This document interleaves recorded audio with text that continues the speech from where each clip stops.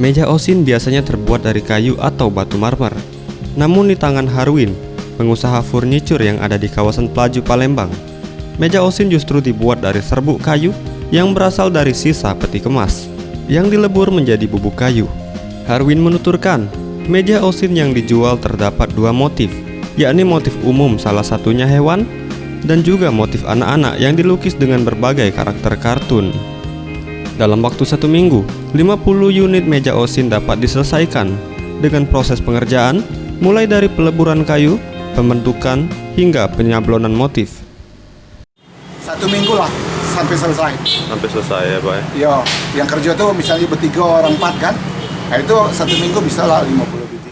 Ia menambahkan untuk harga 1 unit meja Osin dijual mulai dari Rp150.000 hingga Rp200.000. Setidaknya 40 unit meja Osin dapat terjual dalam 1 bulan di hari biasa, dan penjualan meningkat hingga 150 unit meja terjual ketika mendekati Lebaran.